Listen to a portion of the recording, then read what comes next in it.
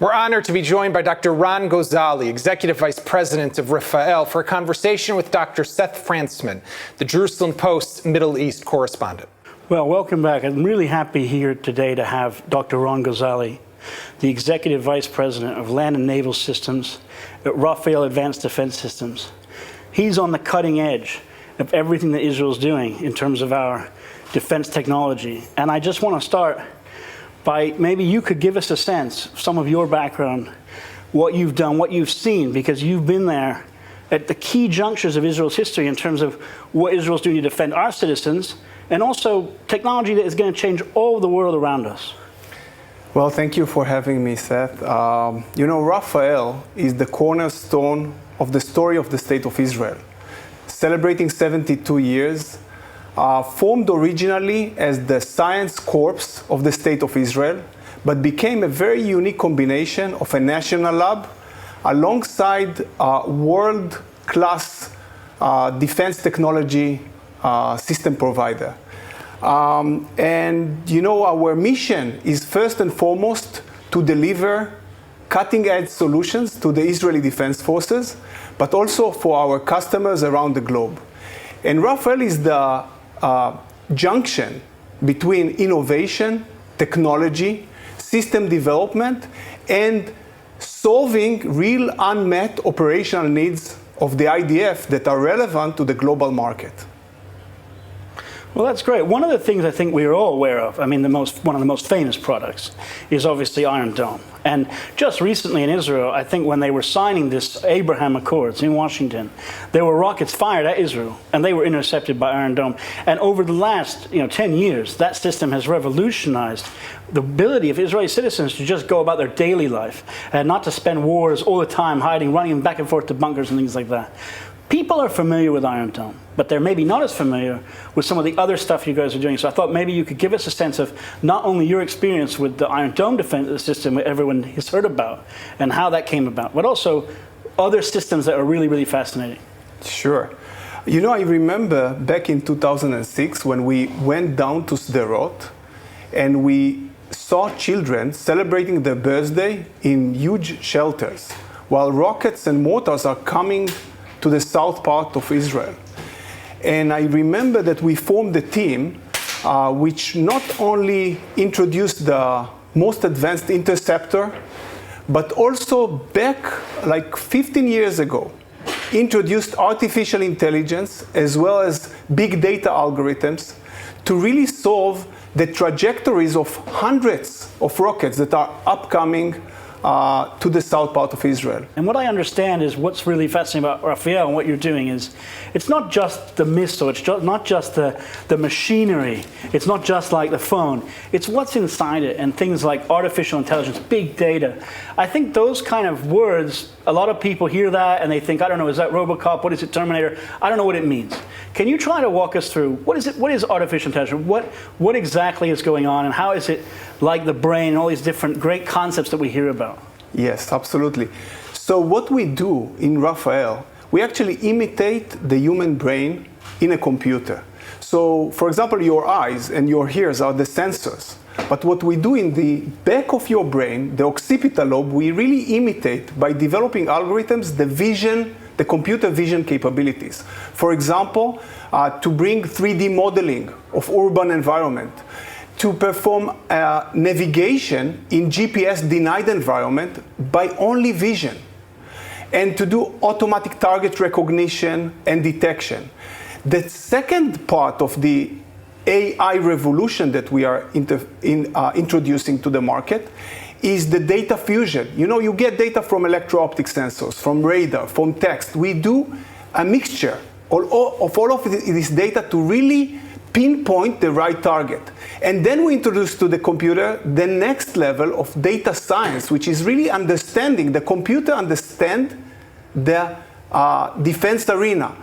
And the next part is the mission planning, how we plan the mission and actually take functions that originally were performed by commanders and soldiers to the computer, so that there is a balance, an interface between the human brain and the computer. That's what we are developing towards the next generation systems at Rafael.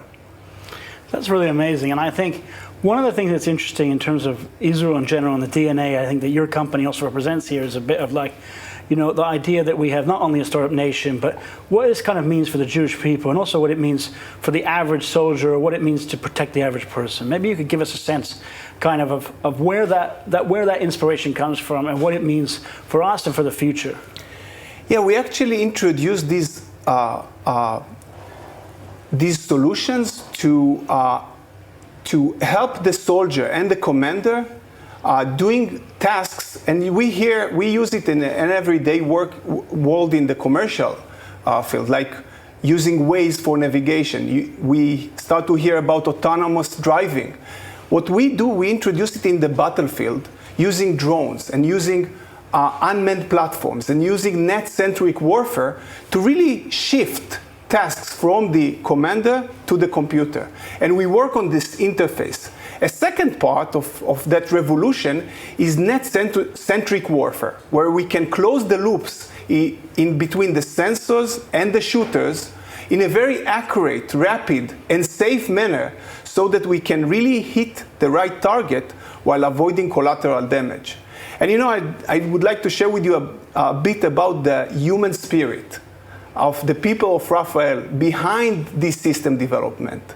You know, I've been lucky to work with scientists and engineers, the brightest of Israel. And they could work for multinational companies or startup companies, but they have chosen to work for Rafael, to develop these systems that really bring the cutting edge to the IDF and also propel the economy so that we can deliver systems to all around the globe. Thank you so much for coming. Great. Thank you so much. We're honored to be joined by former U.S. Ambassador to Israel, Dan Shapiro, who worked on the Democratic Party's National Convention platform, for a conversation with Maayan Hoffman, the Jerusalem Post's news editor. Thank you so much, Ambassador Shapiro, for joining us today here at the Jerusalem Post annual conference. It's been a little while, and before we get started, I just want to take a couple of minutes to catch up. Since leaving your role as U.S. Ambassador in 2017, give me the 30 seconds on what you've been up to. We've enjoyed spending some extra time in Israel as a private citizen family, so our daughters could do some more of their schooling here. I've been a senior fellow at INSS, working on U.S.-Israel relations, Israeli-Palestinian, Israeli-Arab relations as well, but also getting very involved in promoting American companies trying to succeed in Israel and helping Israeli companies succeed in the United States. And more recently, turning my attention to politics in the United States. I'm very connected to what's going on in Washington and with the election campaign. Amazing. So speaking of that election campaign, I do understand that you've been spending quite a bit of time focused on campaigning for Joe Biden. You worked with him for 8 years. And no one can argue that you are pro-Israel, definitely pro the state of Israel. So what did you learn about Biden over the last 8 years that makes you think he'd be a good fit for both president, but also for the state of Israel? Well, I don't think anybody who has worked with Joe Biden or been around Joe Biden for his entire political career, not just the 8 years as vice president, has any doubt about where his commitments are when it comes to Israel. He speaks about Israel with a kind of emotion and a kind of personal commitment that is really unusual in American politics. He calls himself a Zionist. He talks about learning around his parents' dinner table about the Holocaust and the resulting need and justice of the state of Israel to exist and the obligation of the United States to support Israel. And he took those lessons into public life. He was Israel's most vocal and proud defender for its security assistance and against any attack on its legitimacy all his years in the Senate. As vice president, he advanced the Iron Dome system, he advanced the F-35 purchase, he advanced the $38 billion MOU. He has had personal relationships with 9 Israeli prime ministers, and he really wears his emotions about Israel on his sleeve. So I have no doubt that as president, he will be a strong and reliable friend, committed to Israel's security, committed to Israel's legitimacy, and committed to help it advance the search for peace with its neighbors. And that Israelis will feel that sense of friendship. Interesting. Now, of course, he did choose a vice president candidate, presidential candidate. That's Kamala Harris. And I'd be interested to hear your take on her as well, as far as her support for the state of Israel. Her opinions and her record are very similar to his. Not as long. She hasn't been in national politics as many years as he has. But in all the times that she has engaged on Middle East policy, on U.S.-Israel relations, she has come down in very similar places. I had the privilege to brief her when she came to Israel in 2017, her first trip as a U.S. Senator. She had visited previously privately. Her husband is Jewish. And she has articulated the same belief that the United States has an obligation to Israel's security and its interest, as well as something motivated by our common values, as well as a strong commitment to help Israel proceed on the path of peace with all of its neighbors, including a two-state solution with the Palestinians. That's something they share, and I don't think there will be any difference between the policies that a President Biden will articulate and the policies that a Vice President Harris within a Biden administration will advocate. Interesting. Now, President Trump has actually been considered one of the most pro-Israel presidents in all history. He moved the embassy to Jerusalem. You were for that move. He recognized the Golan Heights. He's been very hard on Palestinian terrorism. And now we just had peace with the UAE and with Bahrain.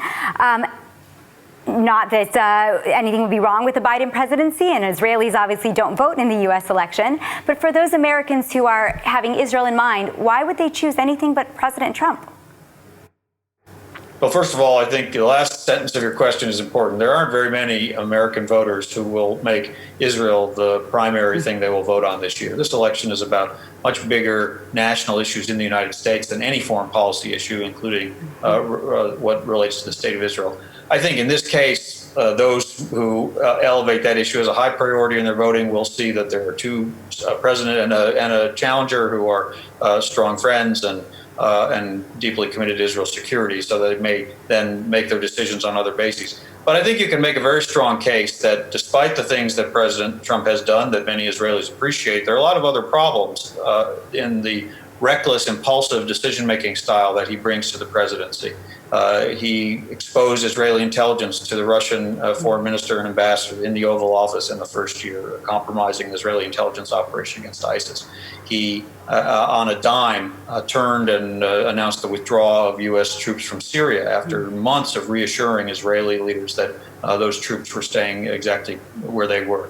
And on Iran, which has been, of course, a source of agreement between Israel and the Trump administration, because there were many critics of the Iran nuclear deal here, what we've seen in this Trump policy after the withdrawal from the nuclear deal is increased sanctions, which have, of course, had some impact on the Iranian economy. But at the same time, Iran getting closer and closer to a nuclear weapon. Reports today indicate that by the end of the year, Iran could be over the threshold where they will have enough enriched uranium to create a nuclear weapon. They have shrunk the time that the Iran nuclear deal provided from a year to almost nothing until Iran could break out to a nuclear weapon. Meanwhile, Iran has been more active and more aggressive in the region against U.S. ships and other ships in the Gulf, against Saudi oil fields in Syria, where Israel has to defend itself, than it ever was while the JCPOA was in place. And the U.S. is more isolated than it ever was. We just saw this last month. The United States went to the Security Council to try to get support to extend a UN arms embargo that everybody believes should be applied to Iran, and it couldn't get any votes. And it's tried to snap back sanctions, and it couldn't get any votes. This has actually made the U.S. more isolated, Iran closer to a nuclear weapon, and Iran more aggressive in the region. I don't see that as a win. And then when you take the Palestinian issue, although it's absolutely welcome to see Israel normalizing relations with the UAE and Bahrain, and I hope there will be others. In the meantime, chances for a two-state solution, which is absolutely necessary for Israel to retain its Jewish and democratic character, have been harmed by the Trump administration's belittling of any Palestinian role, cutting off all contacts and all assistance to Palestinians beyond what the law requires. And putting a terrible idea of unilateral annexation of the West Bank on the table, which they were bailed out when the UAE offered a deal of either annexation or normalization. Unfortunately, the right decision was not made. That makes sense. Now, I do just want to ask you one more question before we do run out of time. And you mentioned something that's actually very interesting. The American Jewish community is not necessarily thinking about Israel in this election. So what are the issues that are most important from your perspective for the American Jewish community as you go out there and campaign for Biden? What I hear from friends and colleagues in the American Jewish community is deep concern, as most Americans have, about the mismanagement of the coronavirus pandemic. We've just crossed 200,000 Americans dead from a virus that hasn't killed anywhere close to that many per capita in any other country. It's a terribly managed situation, indicative of a government that is chaotic, that doesn't know how to make decisions. We see a president who thrives on stigmatizing minorities, on divisiveness, on accusing his political opponents of every sin under the sun. We've seen the empowerment of extremists, including anti-Semites, under this presidency. The shooter at the Tree of Life Synagogue in Pittsburgh and the shooter at the Poway Synagogue in San Diego espouse the same theories about people trying to bring immigrants in to replace white Americans into the country that the president's own aides articulate.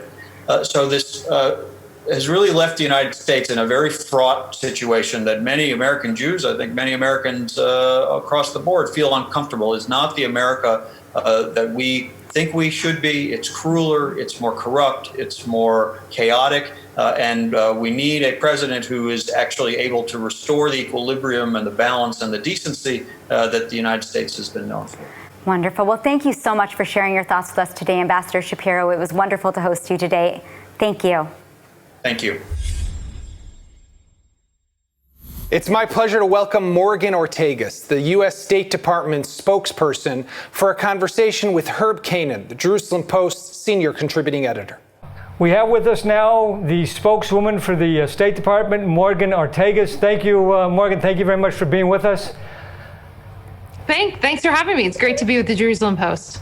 Look, you were at the ceremony last week, the historic ceremony on the White House lawn, the signing ceremony between Israel, the UAE, and Bahrain. What does that mean for the Mideast? What does this agreement do to the Middle East? It's a completely new day for the Middle East. I have to tell you, not only at the signing ceremony, but actually the Friday before, I was in the Oval Office with President Trump and some of his close team as we had the first phone call between President Trump, King Hamad of Bahrain, and of course, Prime Minister Netanyahu. And that's where the discussion was formalized about Bahrain recognizing Israel. And I got to tell you that these moments, you know, you're going to have exciting moments when you take on these jobs, right. But it felt incredibly surreal.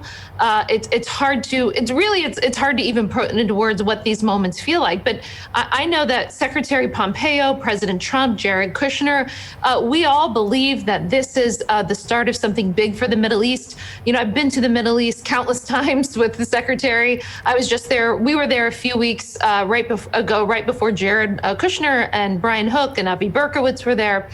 And I got to tell you that it feels so different in the Middle East this time. I did a lot of media in the UAE and in Bahrain, and you can really feel the excitement amongst the young people. That's what got me incredibly excited.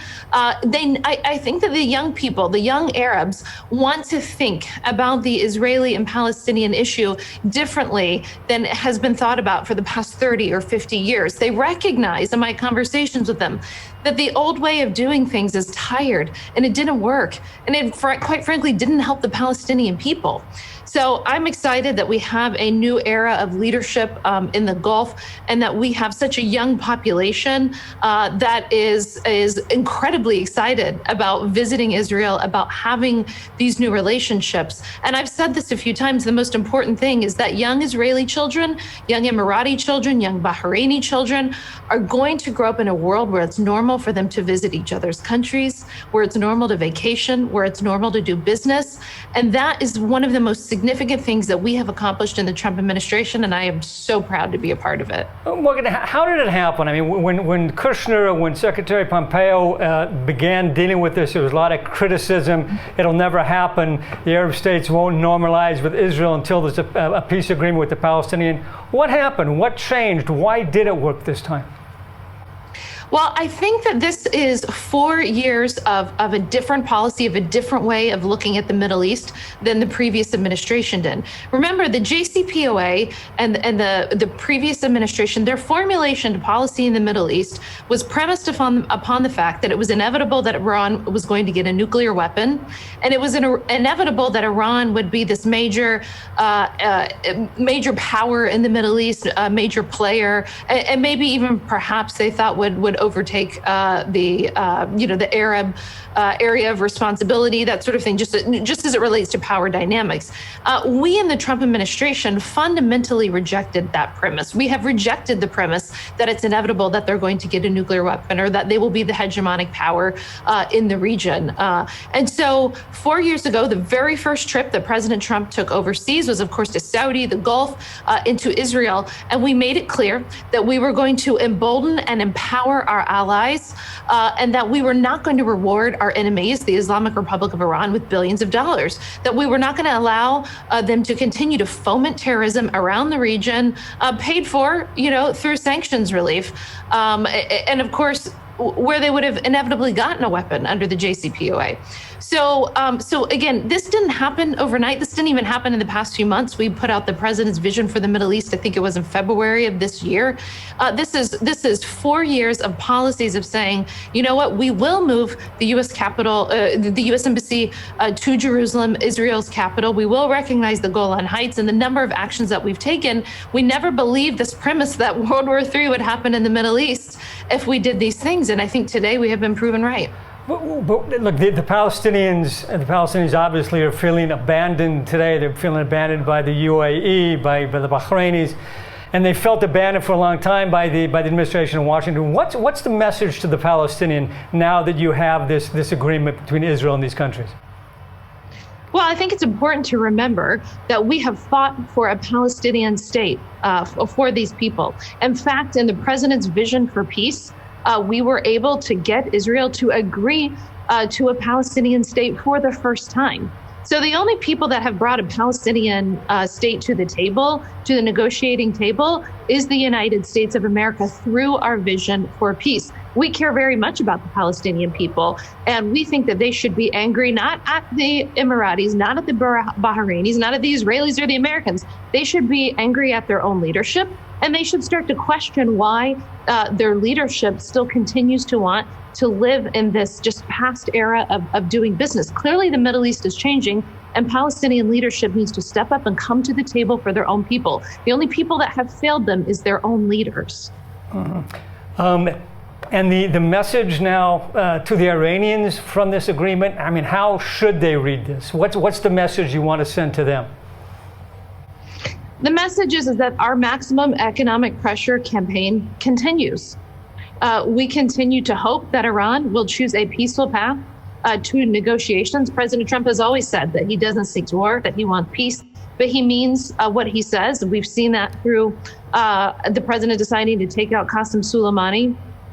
We've seen that by our ability to go after Shia militias that are funded by Iran in Iraq, for example, and other places. So all the Iranian people need to do is to look at the places where there is Iranian influence: Lebanon, Yemen, Syria, chaos, right? What good is Iranian influence in any of these countries? And it's being largely rejected in places like Iraq and Lebanon. But when America comes into the picture, we come as a friend, a trusted ally. And again, President Trump has made it clear that he prefers a peaceful path with Iran. They are the ones that every time we extend the hand of diplomacy, they choose some sort of kinetic action. They choose to bomb the oil fields of their neighbors, Saudi Arabia. So we can sit on this maximum economic pressure campaign as long as we need to. We've done it for over 2 years now, and we'll keep doing it until they come to the negotiating table.